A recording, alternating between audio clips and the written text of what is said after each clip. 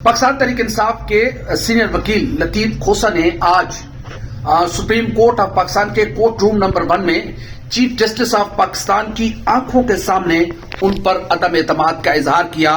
और शायद ये पाकिस्तान की तारीख का एक अनोखा वाकया होगा कि जब बेंच समाअत के लिए आकर बैठ गया तो वकील ने खड़े होकर कहा कि मुझे आपसे इंसाफ की तवक्को नहीं, मैं अपनी पिटीशन वापस लेता हूं। शायद राहत अंदौरी ने आज ही के दिन के लिए और इसी केस के फैसले से मुताल्लिक कहा था कि इंसाफ जालिमों की हिमायत में जाएगा, ये हाल है तो फिर कौन अदालत में आएगा। पाकिस्तान और दुनिया भर में देखने और सुनने वालों को उल्फत मुगल का सलाम। आप मेरे यूट्यूब चैनल और फेसबुक पे ही देख रहे हैं। तबीयत ठीक नहीं थी और आज दिल भी नहीं कर रहा था कि आपसे बात की जाए, क्योंकि कुछ तबीयत नासाज थी, लेकिन फिर सोचा कि नहीं, आपसे राब्ता रखना जरूरी है, आपसे जुड़े रहना जरूरी है। और जो आज ये एक वाकया हुआ है इस पर बात करना इंतहाई जरूरी है कि पाकिस्तान की तारीख में इस तरह के वाकयात बहुत कम होते हैं। देखिए, खुदावंद करीम आपको जब कुर्सी अदल पर बिठाता है तो फिर आपकी बहुत सारी जिम्मेदारी होती है, बहुत सारी रिस्पॉन्सिबिलिटीज होती हैं। फिर यह नहीं है कि आप सह सफेद के मालिक होते हैं, फिर खुदा आपकी आंखों के सामने उस ताकतवर चेयर पर बिठाकर भी सामने खड़े शख्स से वो जुमले, वो चीजें कहलवा सकता है कि आप वहां पर सट पटा के रह जाते हैं, सर पटा के रह जाते हैं और आप कुछ भी नहीं कर सकते। आप इतने बेबस होते हैं।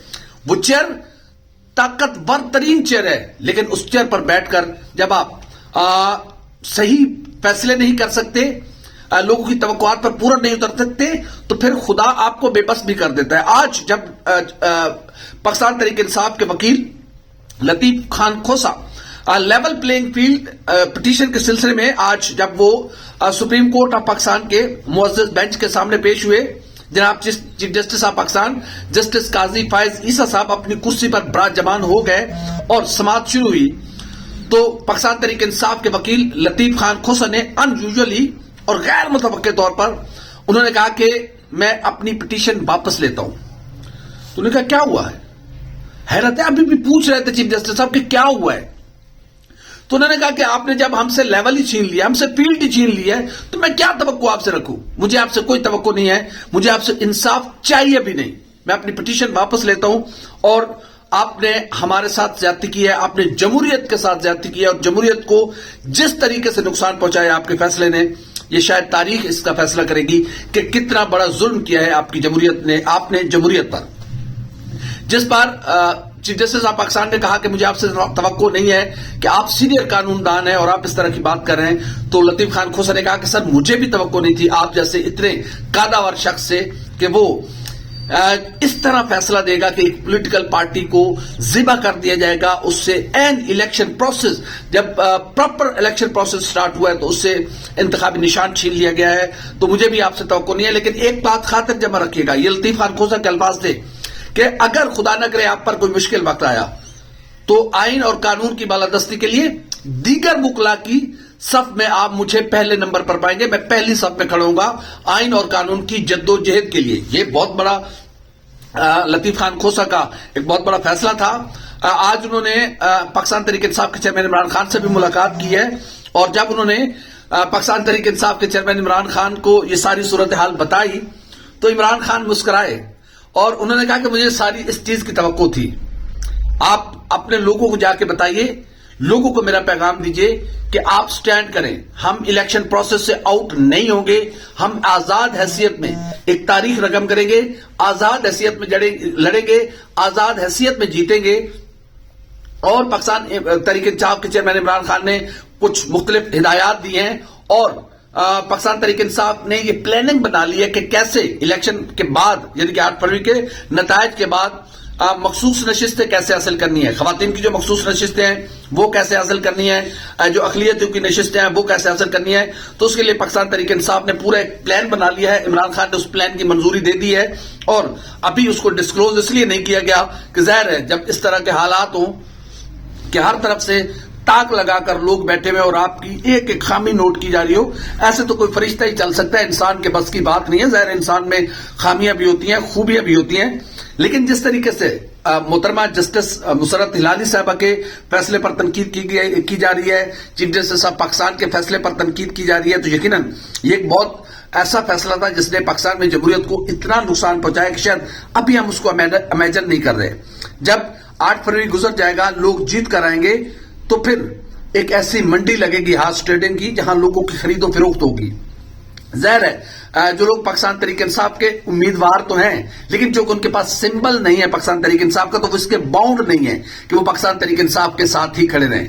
دیکھ رہے ہیں کہ کون کتنا پریشر برداشت کرے گا، کون کتنی مشکلات اور سختیوں کو جھیلے گا تو ہی وہ سٹینڈ کرے گا. ادروائز وہ ٹوٹ جائے گا، ایک ہارس ٹریڈنگ ہوگی، لوگوں کو خریدا جائے گا. اور پھر ایسا بھی ہو سکتا ہے کہ جو بھی حکومت بنے، وہ پیپلز پارٹی کی بنے، وہ پاکستان مسلم لیگ نون کی بنے، اس کی بلیک میلنگ، اس گورنمنٹ کو بلیک میل کرنے کے لیے ایک ایسا بھی نظام لایا جائے گا کہ شاید جن لوگوں کو بائی کیا جائے گا، یعنی کہ خریدا جائے گا، وہ قومی اسمبلی میں بیٹھے حکومتی نشستوں پر، لیکن اپنی آزاد انٹیٹی میں. کیونکہ ایک رول ہے کہ ایک سرٹن ٹائم، جب حلف اٹھانے کے بعد ایک مخصوص ٹائم کے اندر آپ کو کسی نہ کسی پولیٹیکل پارٹی کو جوائن کرنا ہوتا ہے. اگر آپ جوائن نہیں کرنا چاہتے اور اپنی انڈیپینڈنٹ حیثیت میں آپ بیٹھنا چاہتے ہیں تو بھی آپ بیٹھ سکتے ہیں. تو وہ لوگ انڈیپینڈنٹ حیثیت میں بیٹھیں گے. پھر جب ان کا دل کرے گا، جب کوئی بات منوانی ہوگی تو وہ اٹھ کے اپوزیشن بینچوں پر چلے جایا کریں گے، کیونکہ ان پر فلور کراسنگ لگے گی نہیں. وہ تو ہے ہی انڈیپینڈنٹ، وہ چاہے اپوزیشن میں بیٹھے چاہے گورنمنٹ میں بیٹھے. تو ایک بہت شاید جو ضیاء الحق کا غیر جماعتی بنیادوں پر انتخابات تھے، اسی طرز کا یہ بھی فارمولہ ہے، لیکن یہ تھوڑا سا ڈیفرنٹ ہے. اس میں جماعتی بھی گھسا ہوا ہے، غیر جماعتی بھی گھسا ہوا ہے. تو پاکستان کی جمہوریت کے لیے بہت مشکل وقت ہے. اور پاکستان کے جو سپریم کورٹ ہے، اس کے اس فیصلے نے یقیناً آنے والے دنوں میں شاید اپنی زندگی میں چیف جسٹس آف پاکستان اس کا اظہار بھی کریں کہ یہ فیصلہ ان کا کیسا تھا. وہ خود کریں گے، ہم نہیں بتا سکتے. ہمیں تو معلوم ہے کہ ایک وقت میں وہ کیا کریں گے، کیا کہیں گے، لیکن وہ خود اس کا اظہار کریں گے کہ یہ فیصلہ کیوں دیا انہوں نے، کن حالات میں دیا اور کیا وجوہات تھی اس فیصلے کے پیچھے. لیکن جو بھی وجوہات ہوں، پاکستان کی جمہوریت کو ایک ناقابل تلافی نقصان پہنچا ہے. اور نہ جانے پاکستان کی جمہوریت آج سے 30-40 سال پھر پیچھے چلی گئی ہے. پھر وہ سفر کر کے یہاں تک پہنچے گی تو دنیا کہاں پہنچ چکی ہے اور ہم کہاں پہنچے ہوئے ہیں، یہ بڑا آسانی کے ساتھ ہے. لیکن آج جو سپریم کورٹ آف پاکستان نے چیف جسٹس آف پاکستان کے ساتھ لطیف کھوسہ صاحب نے کیا، یہ بہت انجویجل ہے. بہت کم ایسی مثالیں ملتی ہیں کہ اتنی بڑی چیئر کے سامنے کوئی شخص کھڑا ہو کر ان پر غیر عدم اعتماد کا اظہار کرے اور کہا ہے کہ میں آپ کو اپنی پٹیشن دینا بھی نہیں چاہتا، مجھے آپ پر ذرا برابر اعتماد نہیں ہے، مجھے آپ پر ذرا برابر انصاف کی توقع نہیں ہے، میں اپنی پٹیشن واپس لیتا ہوں، میں اس پٹیشن کو سنوانا ہی نہیں چاہتا.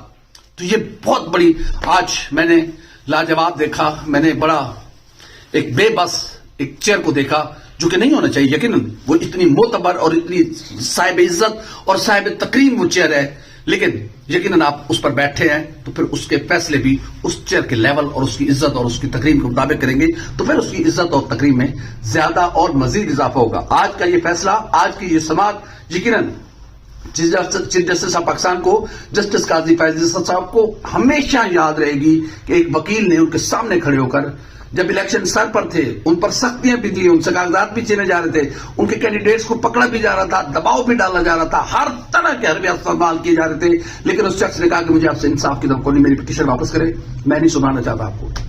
خدا ایسے دن کسی کو نہ دکھانے. لیکن ظاہر ہے دیکھتے ہیں آگے کیا ہوتا ہے. حالات اتنے بہتر نہیں ہیں. پاکستان کی جمہوریت بہت مشکل کا شعار ہے. شاید دنیا میں کوئی ایک خطہ بھی ایسا نہ ہو جہاں کی جمہوریت کو یہ حالات فیس کرنے پڑ رہے ہیں. پاکستان کی جمہوریت کو کرنے پڑ رہے ہیں. خدا اپنے حبیب کی عزت و عظمت کے صدقے میں اس ملک کی خیر کرے، اس ملک کے بسنے والے لوگوں کی خیر کرے، اور خدا ہمیں نیک صالح اور رحم دل حکمران عطا کرے. ہماری ویڈیو آپ کیسی لگی؟ لائک کریں، کمنٹ کریں، سبسکرائب کریں، بیل آئیکن کو بٹن دبائیں تاکہ ہماری ویڈیو سب سے پہلے آپ تک پہنچے. اللہ حافظ ناصر.